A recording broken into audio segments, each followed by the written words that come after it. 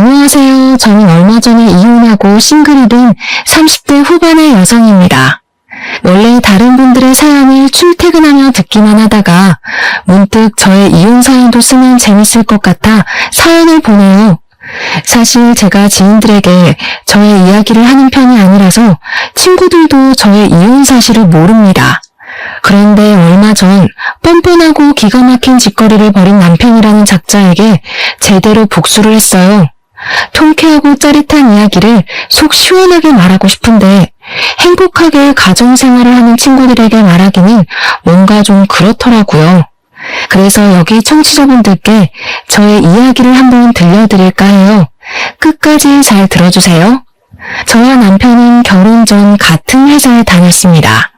남편은 정규직, 저는 계약직이었는데 남편은 선배 사원들은 물론 계약직 사원들에게까지 친절하고 어려운 부탁도 잘 들어주었어요. 그런 모습이 좋아 보였던 저는 남편에게 호감이 생겼고 그 후 연애를 한 뒤 결혼까지 앞두게 되었죠. 결혼을 생각하고 처음으로 시댁에 갔던 날 저는 시어머니를 보고 깜짝 놀랐습니다. 시어머니가 저를 어릴 때 키워주셨던 돌아가신 할머니와 쌍둥이가 아닐까 싶을 정도로 닮으셨더라고요. 시어머니는 저를 반기시거나 제게 웃음을 보이시지는 않았지만 그래도 참 좋았답니다. 시댁은 우리 집에서 30분 거리에 있는 수도권 근교의 시골 마을이었어요. 시아버지는 예전에 돌아가셨고 시어머니는 농사를 지으시면서 수확한 농작물을 인터넷으로 판매하고 계셨습니다. 우리는 결혼을 준비하며 서로의 금전 상태를 공유했는데 남편은 직장 생활을 오래 한 것에 비해 모은 돈이 얼마 없었어요.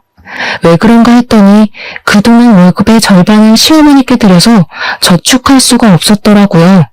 지금까지는 그렇게 살았어도 결혼 후에는 이렇게까지 용돈을 드리는 것은 무리일 것 같아 저와 남편은 결혼 전 시어머니를 뵙고 이 부분에 대해 확실히 말씀드렸습니다.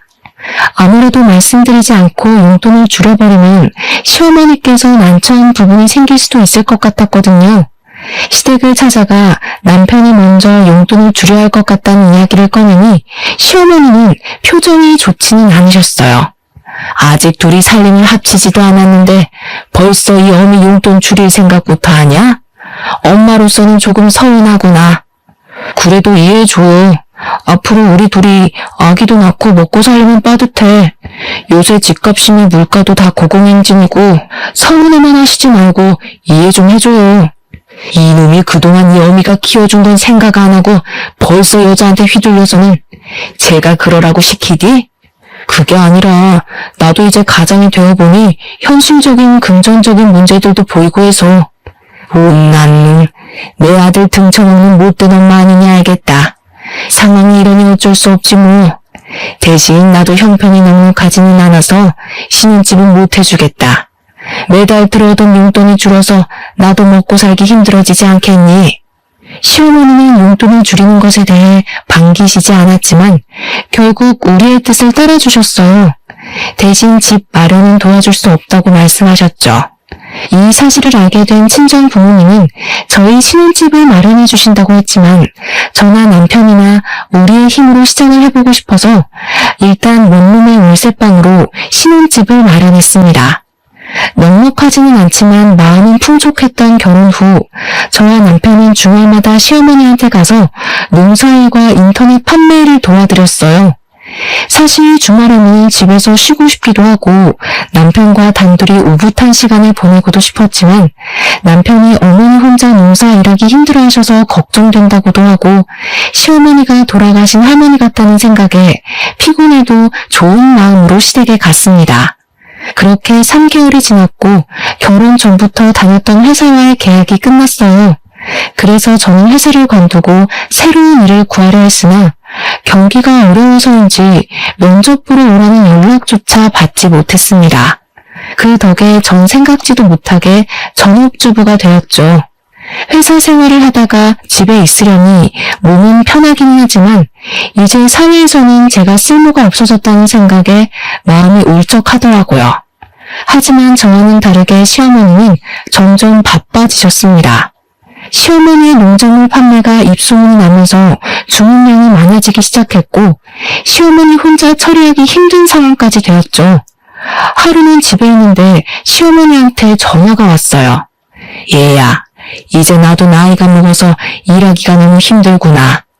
지금 주문도 너무 많아서 나 혼자 모든 일하기가 벅차. 너 지금 회사 계약이 끝나서 집에 쉬고 있다고 들었는데 여기 와서 나 좀 도와주지 않을래? 사실 시어머니의 이런 부탁이 편하게 들리지는 않았지만 돌아가신 할머니가 꼭 제게 부탁하신 것 같아 무시는 할 수 없었어요. 그래서 많은 고민 끝에 시댁과 같은 동네의 자그마한 주택으로 이사를 하게 되었고 저는 시어머니의 일을 도우며 시댁의 모든 대소사에 다 참여했습니다. 힘들기는 했지만 제가 시댁의 유일한 며느리에다가 회사에 다니는 것도 아니었으니 당연히 해야 할 일이라고 생각했어요. 일 자체는 크게 힘들지 않았습니다. 생각보다 저는 도시 생활보다 시골 생활이 더 재밌었고 음식 만드는 것은 결혼하기 전부터 좋아했던지라 문제가 없었어요. 다만 시어머니는 항상 동네 사람들 앞에서 자신이 엄청 좋은 시어머니인 것처럼 말하고 다녔습니다. 여기에 종종 올라오는 사연처럼 며느리를 괴롭히거나 막말을 하지는 않았지만 그래도 시어머니는 시어머니였어요. 항상 은근슬쩍 맛있는 음식들은 남편이 먼저였고 밥도 남편은 따뜻한 밥, 저에게는 매번 찬밥을 주셨죠. 결혼 후 처음으로 맞았던 제 생일날이었습니다. 시어머니는 평소 친하게 지냈던 동네 사람을 불러 모아서 며느리의 생일을 차려준답시고 제가 좋아하는 갈비찜에 미역국에 끓여주시고는 상을 한 상 차려주셨는데 생일을 맞은 저의 미역국에는 멀건 국만 있었고 남편과 손님들의 미역국에는 미역에 소고기까지 듬뿍 들어있었습니다. 그리고 갈비찜은 상 가운데가 아닌 남편 앞에 자리를 잡았는데 저는 남편과 대각선 반대 방향에 앉아있어서 팔도 닿지 않았어요. 게다가 밥도 부족한 상황이 되자 시어머니는 남편과 손님들에게는 따뜻한 밥을 대접하시고 제게는 점심때 먹다 남은 찬밥을 주셨습니다. 어머니, 제 생일을 기억해 주시고 미역국을 끓여주신 건 감사한데 제 국에는 고기는커녕 미역도 없네요. 게다가 밥도 저는 찬밥이고요. 내가 음식을 부족하게 준비해서 미역국도 부족하고 밥도 부족하지 뭐니. 그런다고 기껏 초대한 손님한테 대충 대접해 줄 순 없잖아. 그러니 그냥 네가 좀 넘어가 주지 않으련? 그래, 그냥 먹어. 그래도 우리 엄마가 자기 위해서 내 생일에는 해주지도 않던 갈비찜까지 해주셨잖아. 세상에 이런 시어머니가 어딨어? 이럴 때는 그냥 감사합니다 하고 먹는 거야. 남편은 자기 앞에 있던 갈비찜을 우걱우걱 뜯어먹으며 저에게 이야기하는데 정말 꼴보기가 싫더라고요. 애초에 동네 분들을 초대한 시어머니가 국이며 밥을 넉넉히 준비하면 이런 난처한 상황은 없었을 거 아닌가요? 무엇보다 저는 그냥 남편과 단둘이 오붓한 생일을 바랬는데 시어머니가 굳이 이런 생일상을 차리신 이유가 동네 사람들에게 착한 시어머니처럼 보이고자 하려는 것 같아 기분이 썩 좋지는 않았습니다. 그래, 새색시가 이해해. 우리처럼 나이 먹으면 잘하던 음식도 못하게 되고 그래. 그래도 시어머니가 며느리 생일이라고 동네 사람들 불러 모아서 잔치상도 차리고 새색시 아주 복받았네. 나 때는 시어머니한테 미역국 얻어먹는 거 상상도 못했어. 생일이라고 말도 못 꺼냈다고. 아마 내 시어머니는 죽을 때까지 내 생일이 언젠지도 모르셨을 거야. 동네 할머니들이 하나같이 입을 모아 시어머니가 생일이라고 상을 차려주는 것이 어디냐고 하시는데 거기서 더는 말하기가 어려웠습니다. 저는 어쩔 수 없이 찬밥에 미역국을 말아서 먹었고 남편은 따뜻한 밥에 갈비찜을 아주 맛나게 먹었죠. 그리고 며칠 뒤 주말이라 시댁에 가서 밥을 먹었는데 또 시어머니는 또 찬밥을 주셨습니다. 그래서 이번에는 대놓고 남편의 따뜻한 밥과 제 찬밥을 바꾸었어요. 그 모습을 본 시어머니는 표정이 싸늘하게 굳었습니다. 너 지금 뭐 하는 짓이냐? 어떻게 하늘 같은 남편의 밥을 네 밥과 바꿔? 저도 집에서는 가장 따뜻한 밥 먹고 살았어요. 그런데 어제도 그러고 오늘도 그러고 계속 제게 찬밥만 주시니까 부당하다는 생각이 들어서요. 그리고 제가 이렇게 건강해 보여도 찬음식 자주 먹으면 꼭 체하더라고요.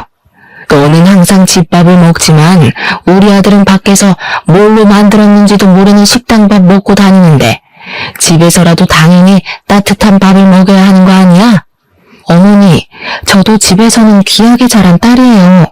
막말로 제가 집에서 놀기만 하는 것도 아니고 어머니랑 같이 일하는데 저도 따뜻한 밥 먹을 권리 있다고요. 너는 결혼 전에도 다달이 우리 아들이 내게 주던 돈도 줄이더니 참 당돌하네. 옛날에는 시어미 말에 며느리들이 아무 말도 못했는데 정말 세상이 어찌 돌아갈는지. 아이고, 억울해서 못 살겠다. 에이, 밥 안 먹으련다. 시어머니는 결국 화가 나 큰 방에 들어누웠고 남편은 꼭 밥상머리 앞에서 눈치 없이 그렇게 행동해야겠냐며 저를 구박했습니다. 다음날 남편은 회사에 출근하고 저는 시어머니가 걱정돼 아침부터 시댁에 찾아갔어요.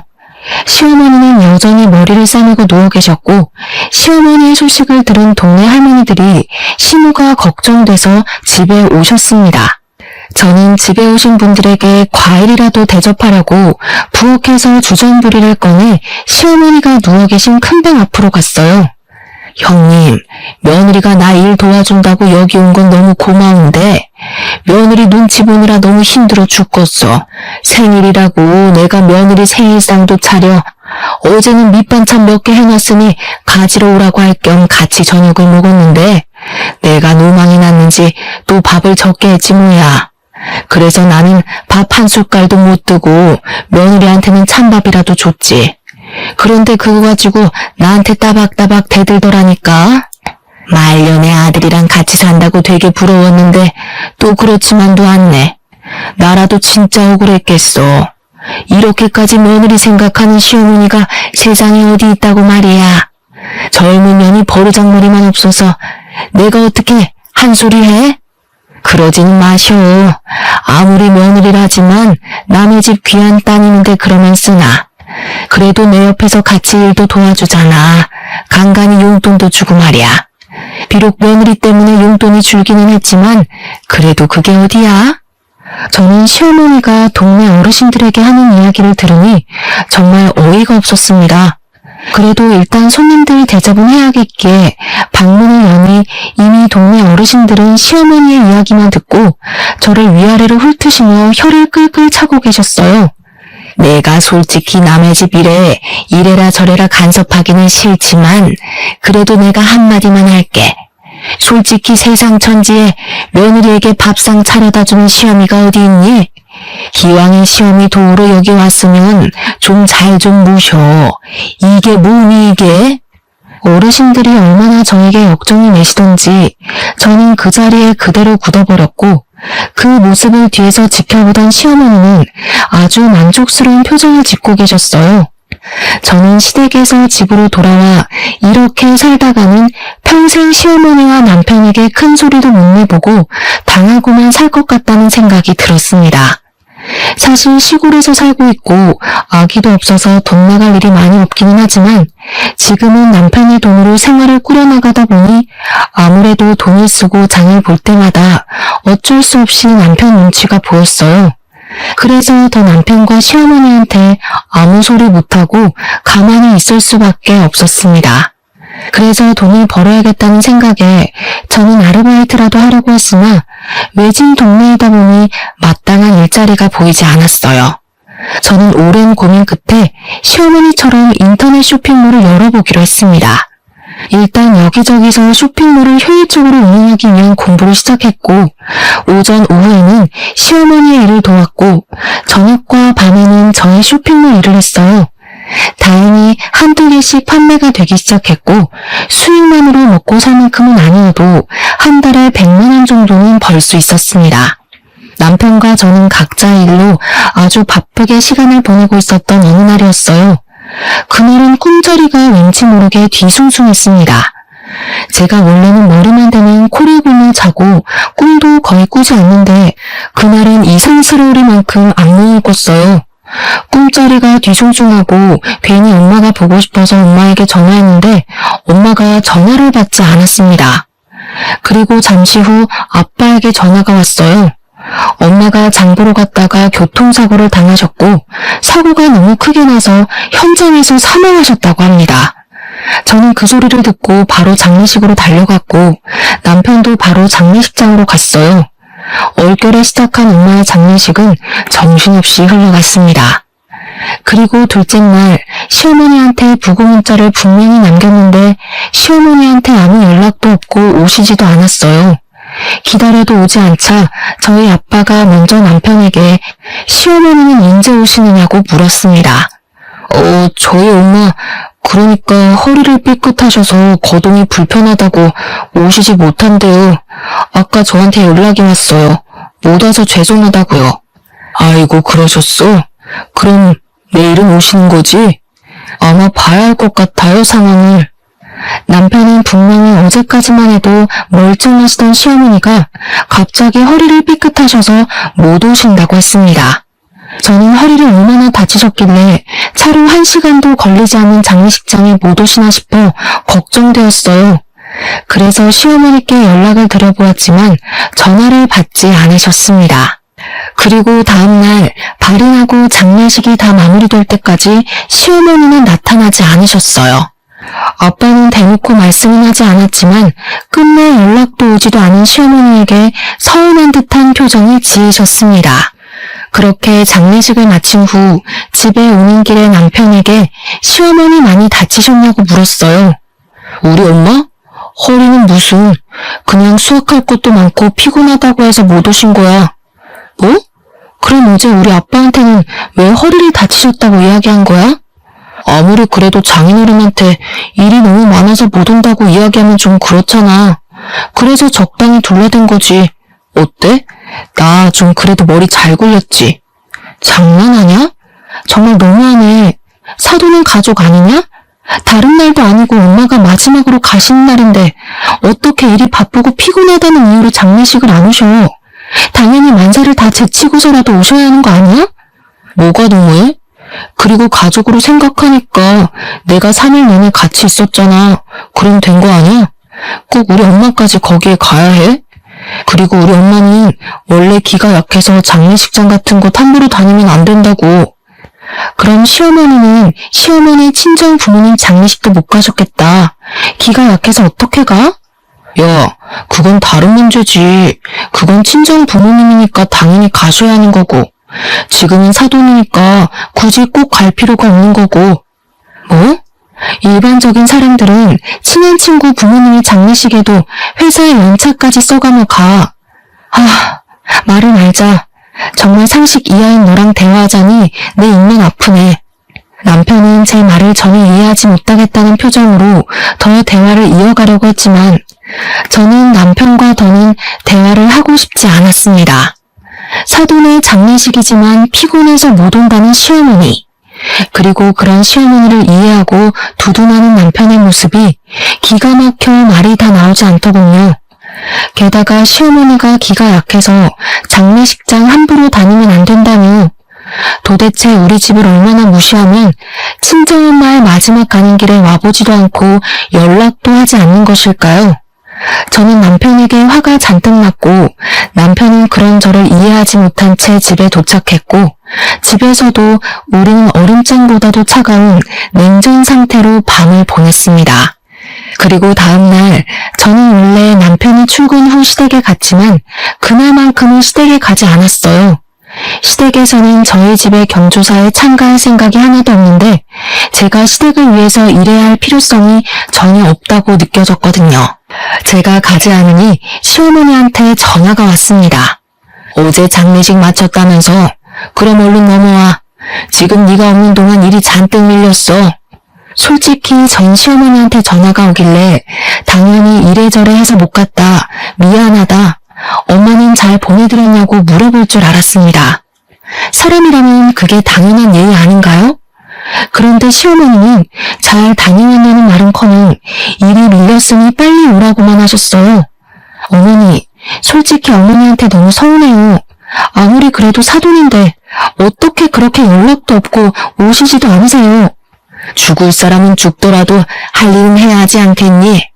그리고 여자는 결혼하면 친정과는 연을 끊어야 해. 너도 그 생각으로 여기까지 온 거 아니야? 솔직히 나는 너 발인 때만 갔으면 했다. 무슨 여자가 친정엄마 돌아가셨다고 3일 내내 있으려고 그래? 그게 지금 무슨 말씀이세요? 그러면 딸들은 친정엄마가 돌아가셔도 장례식장에 가면 안 된다는 말씀이세요? 제가 부모님의 유일한 자식인데도요. 솔직히 장례식장에서 딸이 할 일이 뭐가 있니? 그냥 발인 때 나가서 마지막 인사나 하면 그만이지. 그러는 어머니는 어머니 친정어머니 장례식 때도 발인 날에만 가셨나요? 너는 참 내가 한마디 하면 그냥 네 하면 되지 꼭 그렇게 하나하나 따지고 들더라. 아주 버릇이 안 좋아. 내가 너 지금 지켜보고 있다. 뭐 하나 제대로 걸리기만 해봐. 그리고 빨리 넘어와 일이나 하게. 저는 시어머니와 대화를 하면 할수록 정이 뚝 떨어졌습니다. 그래서 그냥 아무 말 없이 전화를 끊어버렸고 이제부터는 절대 시댁 행사에 참여하지 않기로 했어요. 며칠 뒤 그날은 시아버지 제삿날이었고 역시 시어머니한테 전화가 왔습니다. 우리 제사 준비해야 해서 장 봐야 하는데 언제 오니? 저는 시아버지 얼굴을 본 적도 없는데 제가 왜요? 너 요새 왜 그러니? 요새는 일하러 오지도 않고 내가 너 없어서 얼마나 힘든 줄 알아? 언제까지 그렇게 애처럼 굴 거야? 넌 이 집의 며느리야. 그럼 며느리 도리는 당연히 해야 하지 않겠어? 시어머니는 저한테 며느리의 도리를 운운하며 도대체 왜 그러냐고 저에게 화를 내셨지만 저는 그냥 전화를 끊어버렸습니다. 그리고 그날 밤 퇴근한 남편이 저에게 얘기 좀 하자며 도대체 요새 왜 그러냐고 묻더라고요. 내가 안 그러게 생겼어? 다른 일도 아니고 장례식인데 오시지도 않고 오자마자 위로는커녕 일부터 시키고 어떻게 그래? 그럼 산 사람은 살아야지. 사람 죽었다고 생업을 다 포기하니? 그리고 누구나 다 나이 먹으면 죽어. 다만 장모님은 조금 그 순간에 일찍 온 것뿐인데 도대체 언제까지 그렇게 방황하면서 살 건데? 누가 언제 생업 포기하래? 너네 엄마 평생 일하지 말랬냐고. 그냥 딱 하루, 이틀만 와달라는 거였잖아. 아니 1년 365일 중에 길어야 단 이틀도 우리 엄마를 위해 시간을 못 내? 그것도 인생에서의 마지막 날을. 지금 이 시기가 얼마나 바쁜 시기인지 너도 알잖아. 지금 바짝 일해서 1년을 먹고 살아야 하는데. 그리고 너네 엄마 장례식 때 나만 가면 됐지. 우리 엄마도 꼭 가야 해. 저는 남편의 이런 말을 전혀 이해할 수가 없었고 그날 남편과 저는 큰 소리를 내며 대판 싸웠습니다. 다음 날이 되어도 남편에 대한 화난 감정은 풀리지 않았고 저는 너무 답답한 마음에 엄마를 모신 곳으로 갔어요. 엄마 앞에서 한바탕 울고 나니 답답했던 마음이 어느 정도 풀렸습니다. 어느 정도 진정을 시킨 후 다시 집으로 가려고 나왔는데 모텔 앞에서 모텔을 바라보며 서 있는 남편을 보았어요. 그런데 그 옆에 웬 여자가 있었고 그 여자는 아주 해맑은 미소로 남편의 팔짱을 끼웠습니다. 딱 봐도 남편과 그 여자는 모텔에서 나오는 길이었어요. 누가 보아도 남편과 그 여자는 애인 같아 보였죠. 저는 너무 화가 나 견딜 수가 없었고 이제 이 남자와 나는 더 이상 같이 살지 못하겠다 생각이 들었습니다. 저는 일단 남편과 그 불륜녀가 함께 팔짱을 끼며 다정하게 걷는 모습을 사진 찍었어요. 그리고 그날 밤 퇴근한 남편에게 오늘 어디에서 뭘 하고 있었냐고 물었습니다. 뭐 하긴 뭐해. 회사에서 여태껏 일하다 왔지. 무슨 갑자기 뻔한 질문을 해? 일? 하긴 뭐 일도 하긴 했겠다. 그런데 이 사진은 뭐야? 저는 남편과 불륜녀가 함께 모텔에서 나와 팔짱을 끼고 길을 걷는 사진을 보여주었습니다. 남편은 처음에는 거래처 여직원이라는 말도 안 되는 소리를 했다가 결국 잠깐 만나는 사이였다고 시인을 하더군요. 유부남의 여자랑 잠깐 만나고 할 게 뭐 있어? 이런 걸 바로 불륜이라고 하는 거야, 이 멍청이야. 싸울 필요도 없이 그냥 이혼하자. 솔직히 너나 나나 요새 많이 서로 힘들었잖아. 아이도 없으니 그냥 깔끔하게 갈라서자고. 이혼? 이혼하면 우리 집 일 누가 해? 내가 그 좋은 회사 그만두고 엄마 옆에서 일할 수 없잖아. 그리고 너랑 내가 이혼하면 우리 집 대소사는 다 누가 챙겨? 당장 명절 차례상부터 시작해서 김장 제사까지 누가 하냐고. 살림은 또 누가 하고? 나 절대 이혼 못해. 자기 엄마는 우리 엄마 장례식 때 오지도 않았으면서 이혼을 하자고 하니 자기네 집 일할 사람 없다며 이혼하지 말자고 하는데 정말 기가 막히고 코가 막힐 노릇이더라고요. 너네 집 일은 네가 알아서 해야지. 그걸 왜 나한테 말해? 솔직히 말해서 우리 엄마 장례식 때도 오지 않는 시어머니를 내가 왜 도와야 하는데? 내가 왜 그런 시어머니를 도와서 너네 조상 차례상도 차리고 너네 가족 먹을 김장도 하고 제사상도 차려야 하냐고. 난 절대 못해. 그냥 이혼하자. 네가 이혼 안 한다고 해도 내가 이혼 소송할 테니까 그런 줄 알아. 우리 어디 한번 끝까지 가보자고. 다음날 저는 남편이 출근하자마자 바로 이혼 변호사를 찾아갔습니다. 제 상황을 이야기하니 일단 확실한 증거를 잡아야 이혼 소송에서 이기고 위자료까지 받을 수 있다고 했어요. 그래서 저는 일단 남편이 불륜을 저질렀다는 증거를 수집하기 위해 일주일 동안 남편이 출근한 후 남편의 회사 근처로 가보았습니다. 하지만 남편도 생각이 있는지 회사 밖으로 나오지 않더라고요. 하긴 바보가 아닌 이상 이미 한 번 걸렸는데 또 여자를 밖에서 만나지는 않았겠죠. 그래서 결국 일주일 동안 아무 소득을 얻지 못하고 집에 터덜터덜 돌아왔습니다. 그런데 남편이 주로 사용하는 노트북이 켜져 있었고 메신저도 로그인이 되어 있더라고요. 사실 저는 한 번도 남편의 핸드폰이나 노트북을 몰래 본 적이 없었습니다. 아무리 부부이고 가족이라고 해도 그건 예의가 아니라는 생각이 들었거든요. 그런데 이렇게 된 이상 저는 증거를 수집해야만 했고 그래서 남편의 메신저를 몰래 보았습니다. 남편의 메신저에는 어떤 여자와 사랑의 대화를 나눈 증거가 한가득 있더라고요. 저는 화가 너무 나서 터질 것만 같은 심정을 부여잡고 하나하나 차근차근 읽어보았는데 정말 욕이 절로 나왔어요.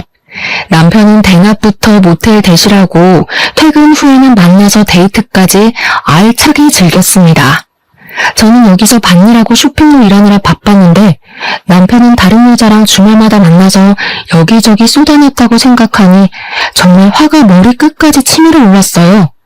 저는 반드시 이 둘을 가만두지 않으리라 다짐하며 일을 갈았죠. 그렇게 혼자 정신 나간 여자처럼 욕을 하다가 겨우 마음을 진정시키고 메신저의 모든 내용을 이미지 파일로 저장했습니다. 그런데 노트북에는 이것 말고도 정말 이상한 것이 있었어요. 여자 화장실을 몰래 찍은 듯한 영상이 한가득 있더라고요. 이게 뭔가 싶어 자세히 보니 그 여자 화장실은 제가 결혼 전 남편과 다니던 그 화장실이었고 영상 속의 여성분들 얼굴 중에는 제가 아는 여성분들도 있었습니다. 순간 남편과 같은 회사 다닐 때 회사 여자 화장실에 변기가 막혔을 때마다 앞장서서 도왔던 일이 떠올랐어요.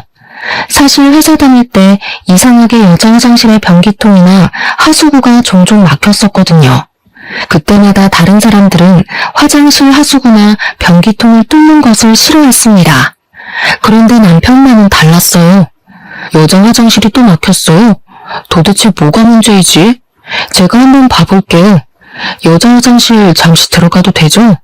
그럼요. 솔직히 일도 많으시고 바쁘신데도 이렇게 항상 앞장서서 도와주셔서 감사해요. 그 뒤로도 변기나 하수구가 막힐 때마다 여직원들은 남편을 찾았고 남편은 인상 한번 찌푸리지 않고 바로 뚫어주어서 다들 너무 고마워했었거든요. 저는 설마 하는 마음에 일단 회사 다닐 때 친하게 지냈던 사장님의 막내딸에게 전화해서 부끄럽지만 남편이 몰래카메라 촬영을 하는 것 같으니 확인해달라고 했습니다. 사장님의 막내딸은 아직 회사에 다니고 있었고 다른 사람들보다 쉽게 사내 CCTV도 확인할 수 있었어요. 다음날 사장님 막내딸에게 CCTV를 확인했다며 전화가 왔습니다. 언니, CCTV 확인해봤는데 충격적이에요. 왜 그런 남자랑 결혼했어요? 과장님 완전 사이코더라고요. 왜요? CCTV에서 뭐가 나왔는데요? 과장님이 그동안 여자 화장실에 들락날락하며 몰래카메라를 설치한 게 맞아요. 지금 회사 뒤집히고 난리 났어요. 사장님 막내딸 말로는 남편은 펜이나 서류 뭉친 손수건 같은 것을 들고 실수인 척하며 여자 화장실에 들어갔어요. 남편이 나올 때는 들고 갔던 물건들이 사라졌었고, 그렇게 남편이 들어갔다 나오면 어김없이 여자 화장실 변기통이나 하수구가 막혔습니다. 그럼 남편은 이를 수리해준다는 핑계로 혼자 여자 화장실에 오래 있으면서 몰래카메라를 설치하고 배터리 교체 등을 마음 놓고 할 수 있었던 것이에요. 이 모든 사실을 한 저는 남편을 가만둘 수 없었습니다. 저는 사장님 막내딸에게 CCTV 영상을 보내달라고 했고 노트북 속의 영상들을 USB로 옮겨 담았어요. 저는 이 USB를 들고 경찰서에 가서 남편이 몰래카메라를 설치했다고 고소를 했고 이어서 변호사 사무실에 찾아가 메신저의 대화 내용을 증거로 불륜으로 인한 이혼 소송까지 진행했습니다. 사장님 막내딸은 회사에 이런 사람이 있었다는 것에 크게 격분하며 바로 사장님께 보고했어요. 남편은 당연히 바로 회사에서 잘렸고 그렇게 잘리고 나오는 길에 경찰들에게 구속되었습니다. 저는 바로 구속이라는 소리를 듣고 그 모습을 보기 위해 회사 옆으로 갔어요. 남편은 저를 보고는 잠깐만 할 말이 있다며 저를 애타게 불렀습니다. 제발 우리 엄마만 모르게 해줘. 부탁할게. 우리 엄마 내가 이런 짓 했다는 거 알면 충격받으셔서 쓰러지실 거야. 대단한 효자 납시였네. 네가 한 짓거리가 잘못됐다는 건 아나 봐? 그걸 아는 새끼가 이딴 짓을 해? 지금 많이 반성하고 있어. 나도 내가 왜 그랬는지 모르겠다니까. 제발 우리 엄마한테는 아무 말 하지 말아줘. 그리고 너 아직 회사 여직원들이랑 가끔 연락하지? 그 여직원들이랑 친하게 지냈잖아. 여직원들에게 선처를 바라는 탄원서 좀 부탁할게. 우리 그래도 결혼까지 한 사이잖아. 안 그래? 그렇지. 결혼까지 한 사이이긴 하지. 그런데 말이야, 나 지금 변호사 사무실에 이혼한다고 너한테 소송 걸었어. 우리 이제부터 남남하자. 뭐? 소송? 네가 무슨 수로? 내가 이혼 합의 안 해주면 우리는 이혼 못해. 알지? 그야 네가 아무 잘못이 없을 때고. 근데 너는 조강지쳐 내버려두고 다른 년과 불륜을 저지른 유책 배우자라서 너의 합의 따위는 필요 없더라고. 그리고 그년이랑 아주 사랑의 대화를 찐하게 나눴더라. 네가 그걸 어떻게 알아? 네가 어젯밤에 노트북을 안 꺼냈더라. 메신저도 그대로 로그인되어 있고. 잘했어. 그 덕에 네가 잘못한 것 만천하에 다 알리고 너도 이혼할 수 있게 됐네. 평소에는 도움이 안 되더니 막판에 아주 큰 도움 줘서 고마워. 남편은 제 말에 분노를 이기지 못해 난리를 쳤습니다. 그리고 저는 집에 가려는데 시어머니한테 지금 당장 마을회관으로 오라고 전화가 왔어요. 사실 굳이 만나고 싶지도 않았지만 자기 아들이 몰래카메라를 찍고 경찰서에 잡혀갔다는 소식을 들으면 어떤 표정을 지을까 궁금해서 마을회관으로 달려갔습니다. 얘야, 나는 네가 그동안 며느리 노릇을 하나도 하지 않았지만 그래도 싫은 소리 한 번 안 하고 꾹 참았다. 그런데 갑자기 우리 아들한테 이혼 소송이라니 그게 말이 된다고 생각하니? 맞아.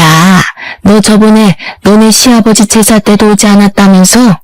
그리고 요새 너네 시어머니 얼마나 일이 많은데 어떻게 일을 하나도 안 도와줄 수가 있어? 이번에 혼자 반일하다가 너네 시어머니 허리를 삐끗했어. 기왕 여기까지 온 거 너네 시어머니 좀 잘 모셔라. 너네 시어머니 같은 사람이 세상에 어디 있니? 사실 그동안은 시어머니가 동네 사람들 앞에서 온갖 착한 척해도 그냥 가만히 있었습니다. 그런데 이제는 예전의 제가 아니었어요. 이미 끝내기로 마음먹은 마당에 더는 말을 못할 게 없었습니다. 제가 예전엔 안 그랬는데 왜 이렇게 변했을까요? 한번 생각이나 해보셨어요? 지금 그게 무슨 말이냐? 우리 엄마 돌아가실 때 어머니 오셨어요? 네, 정말 바쁘면 못 올 수도 있죠. 그럼 최소한 전화라도 하셨어야죠. 세상에 사돈이 돌아가셨다는데 아무 말 안 하는 그런 사람이 어딨어요? 사실 그동안 저 시어머니가 거의 돌아가신 할머니 같아서 애틋한 마음에 저 혼자 시댁일 다 발벗고 나섰었어요. 할머니 생각에 일부러 여기까지 이사도 왔고요. 그런데 그 결과 저만 호구가 되었네요. 지금 너네 엄마 장례식 안 갔다고 여태 삐져서 시위하려는 게냐? 그래서 이혼까지 해? 아니요. 어디 그뿐일까요? 지금 어머니의 그 자랑스러운 아드님이요. 바람을 피우고 있어요. 뭐? 남자가 일하다 보면 바람 좀 피울 수 있지. 그거 가지고 뭘 그리 난리니? 겨우 그것 때문에 이혼이야? 막말로 우리 아들이 애를 낳은 것도 아니고 잠깐 그냥 방황한 건데.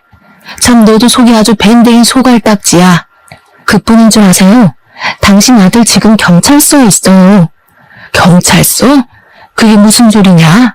우리 아들이 왜? 회사 여자 화장실에다가 몰래카메라를 설치했다지 뭐예요. 노트북에 여자 화장실 몰래카메라 사진이 쫙 깔려있더라고요. 그래서 제가 경찰서에 그대로 넘겼더니 아줌마 아들이 구속돼 버렸어요. 뭐? 그걸 네가 고소했다고? 너랑 우리 아들은 부부의 연을 맺었어. 부부는 힘들 때 같이 하는 게 부부 아니니? 어떻게 너는 네 남편을 그렇게 경찰서에 홀라당 넘길 생각을 해? 네가 어떻게 우리 집에 이렇게 뒤통수를 때려? 어떻게? 이 못된 어근년. 시어머니는 제게 못된 년이라고 하면 난리였지만 아까와는 다르게 다른 할머니들이 아무도 시어머니의 말에 동의하지 않았습니다. 오히려 시어머니를 곱지 않은 시선으로 바라보았죠. 형님들, 저것이 내 아들을 경찰서로 잡아넘겼대요. 이게 말이나 됩니까? 아이고, 집에 여자 잘못 들여서 이게 지금 뭔 난리야. 아이고, 나 죽네. 이봐, 여자 화장실에 몰래카메라를 설치했다는데 그건 아들이 잘못한 것 아닌가? 아들이 잘못했으면 당연히 벌을 받아야지. 그렇게 잘난 아들 뒀다고 자랑하더니 이거는. 아무튼 이제 더 들을 이야기도 할 이야기도 없으니 우린 가네. 다시는 연락하지 마. 솔직히 맨날 은근히 며느리 차별했으면서 맨날 착한 척은. 다들 갑시다. 동네 할머니들은 난리치는 시어머니를 두고 다들 각자의 집으로 가셨고 저도 바로 저의 집으로 돌아갔어요. 그 뒤로 남편은 기나긴 재판 끝에 징역 10개월의 집행유예 2년이 선고되었습니다. 그리고 남편이 불륜을 저질렀다는 증거가 입증되어 감옥에서 이혼하게 되었어요. 또한 저는 공동명의로 같이 살던 집을 위자료로 받아서 그 집을 팔고 남편에게로 갔습니다. 아빠는 이혼하고 온 딸에게 그동안 고생했다고 하며 아빠가 일하시는 회사에 빈자리가 하나 있으니 거기서 다시 시작해보라고 권하셨어요. 사실 아빠는 20대 때부터 지금까지 한 회사에서 계속 근무하셨고 지금은 이사님이십니다. 회사가 크지는 않지만 그래도 월급 한 번 밀리지 않았고 꾸준히 월급도 오르고 있어요.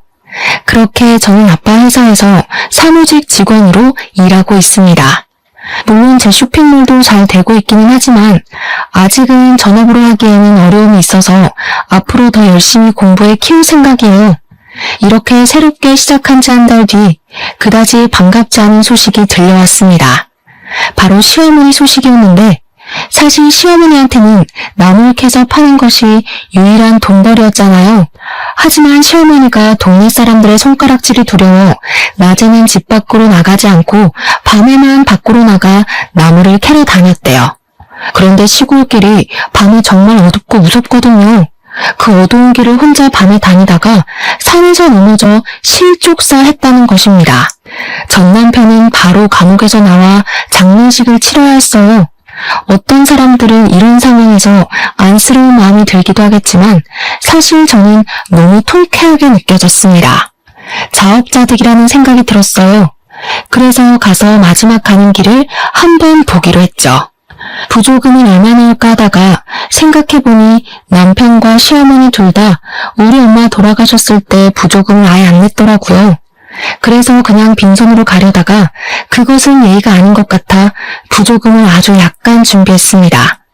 단돈 1,000원이요. 저는 장례식장에서 부조금 봉투에 당당히 제가 준비한 1,000원을 넣었어요. 그 모습을 본 남편이 화가 난 표정으로 제 손목을 딱 잡더라고요. 야, 너는 생각이 있는 거냐 없는 거냐? 여기에 네가 왜 와? 그리고 부조금 꼴랑 1,000원? 지금 장난하냐? 1,000원은 뭐 돈 아니니? 그리고 너랑 너네 엄마는 우리 엄마 돌아가실 때 부조금 냈어? 생각해보니까 너네 가족 우리 엄마 돌아가실 때 부조금 한 푼도 안 냈더라? 그보다는 1,000원이 더 낫지 않아? 그래도 1,000원이면 껌 하나만 씹으며 저승길 가실 수 있겠네. 지금 사람 놀리냐? 야, 솔직히 말해서 네가 그 파일들 경찰서에 넘기지만 않았어도 일이 이렇게 안 됐어. 그래도 잘 나가던 내 인생 이렇게 나락으로 보냈으니 네가 날 책임져야 하는 거 아니야? 그러게 평소에 네가 해실 똑바로 했었어야지.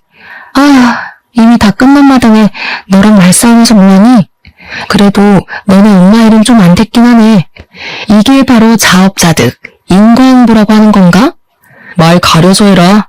내가 진짜 너 만나서 되는 일이 없어. 너 때문에 감옥도 가고 엄마도 돌아가시고.